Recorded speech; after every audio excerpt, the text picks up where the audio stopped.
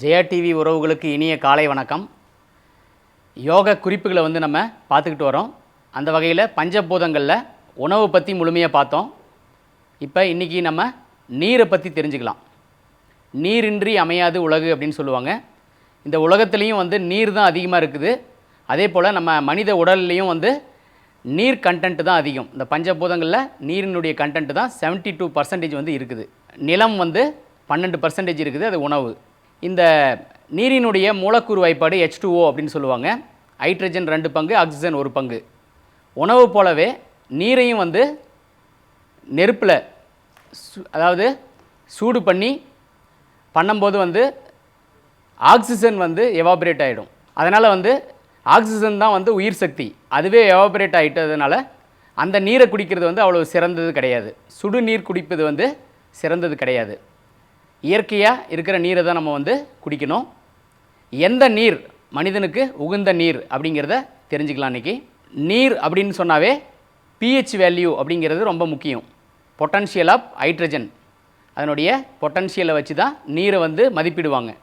0லிருந்து அதாவது 7.4 அதுக்கு மேலே இருந்தால் தான் pH வேல்யூ 7.4க்கு மேலே இருந்தால் தான் அது நீராகவே மதிப்பிடப்படும். அது கீழே இருக்கிறதெல்லாம் ஆசிட். இப்போ உதாரணத்துக்கு பார்த்தீங்கன்னா இந்த கடையில் விற்கிற கூல்ட்ரிங்க்ஸ் எல்லாம் 2லிருந்து 3 pH வேல்யூ தான் இருக்குதுன்னு சொல்கிறாங்க. அதை நீர்னு சொல்ல முடியாது. அதெல்லாம் ஆசிட்ஸ், அமிலங்கள். அதெல்லாம் டாய்லெட் கழுவுறதுக்கு தான் யூஸ் ஆகும். ஸோ அதை நம்ம நீராக நம்ம பருகிறது ஒரு முறை கிடையாது. அதனால் எந்த நீர் சிறந்த நீர் அப்படின்னு பார்த்தீங்கன்னா மழை நீர். இயற்கையாக கிடைக்கிற மழை நீர் தான் பார்த்திங்கன்னா அதில் 14 வரையில் pH வேல்யூ இருக்குதுன்னு சொல்கிறாங்க. அதுதான் சுத்தமான நீர், தூய நீர். அந்த நீர் நம்ம மழை பெய்யும்போது பிடிச்சி வச்சுட்டு அதை நம்ம குடித்து வந்தோம்னா எல்லா நோய்களுமே குணமாகும். அடுத்த நீர்னு பார்த்திங்கன்னா சிறந்த நீர் மலை மேலே இறங்கி அருவி நீராக வரும். அருவியில் நீராடுற முறையெல்லாம் நம்ம கலாச்சாரத்தில் இருக்குது. அதுலேயும் பார்த்திங்கன்னா ஒரு 12 வரையில் pH வேல்யூ இருக்குதுன்னு சொல்கிறாங்க. ஸோ அந்த நீர் 2வது தரம். 3வது தரம்னு பார்த்திங்கன்னா அருவி கீழே இறங்கி ஆறாக ஓடும். அந்த ஆற்று நீர் பார்த்திங்கன்னா சிறந்த நீர். அதுலேயும் pH வேல்யூ 10லிருந்து 12 வரையில் இருக்குதுன்னு சொல்கிறாங்க. ஸோ அடுத்தது போர் வாட்டர், நிலத்தடி நீர்.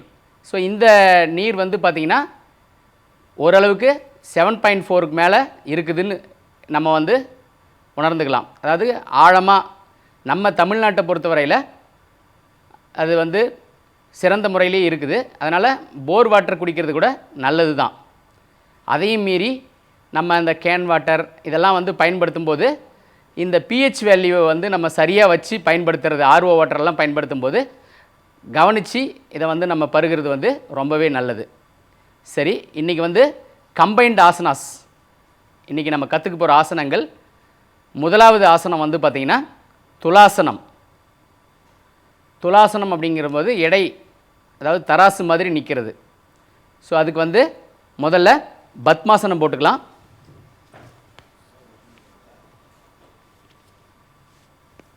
பத்மாசனம் போட்டுக்கிட்டு 2 கைகளையும் கீழே ஊன்றி அப்படியே உடம்பை லிஃப்ட் பண்ணி தூக்கணும்.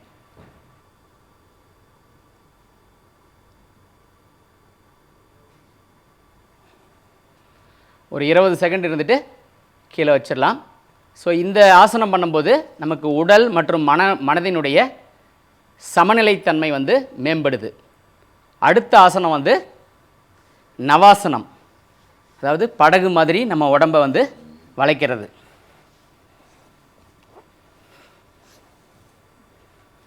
ஸோ ஒரு படகு மாதிரி கட்டை விரலையே பார்க்கணும். மெதுவாக கீழே இறக்கி வச்சிடலாம். இந்த நவாசனம் செய்யும்போது குடலிறக்க நோயின்னு சொல்லுவாங்க, இரண்யா, அந்த நோய் சரியாகுது அப்படின்னு ஆய்வுகளில் சொல்கிறாங்க. அடுத்த ஒரு ஆசனம் பார்த்திங்கன்னா மலாசனம். மலாசனம் அப்படிங்கிறது இங்கே பாருங்கள், மலம் கழிக்கிற மாதிரி இந்த மாதிரி கால்களை கொஞ்சம் அகட்டி தோலுக்கு கொஞ்சம் வெளியே காலை வர மாதிரி வச்சுட்டு கொஞ்சம் கிராஸில் வச்சுக்கலாம். ஸோ இந்த மாதிரி வச்சுட்டு இப்படி வணக்கம் சொல்கிற மாதிரி மெதுவாக விலகிக்கலாம்.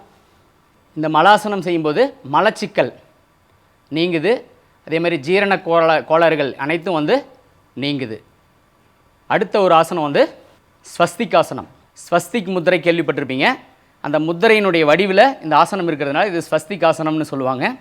இந்த ஆசனம் செய்கிறதுக்கு முதல்ல இந்த மாதிரி இந்த முட்டி பகுதிகள் ரெண்டுமே வந்து நேராக இருக்கிற மாதிரி வச்சுக்கிட்டு ஒரு காலை இப்படி ஃப்ரண்ட்டில் வைக்கணும், இன்னொரு கால் இந்த பக்கம் இப்படி இந்த பக்கம் நல்லா திரும்பிக்கணும்.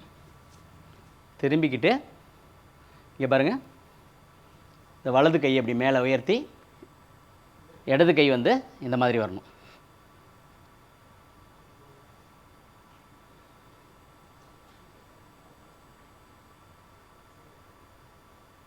விலகிக்கலாம்.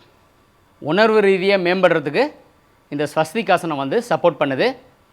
அடுத்த யோக நிகழ்ச்சியில் மற்றும் ஒரு அருமையான கூட்டு ஆசனங்களை நம்ம கற்கலாம். நன்றி, வணக்கம்.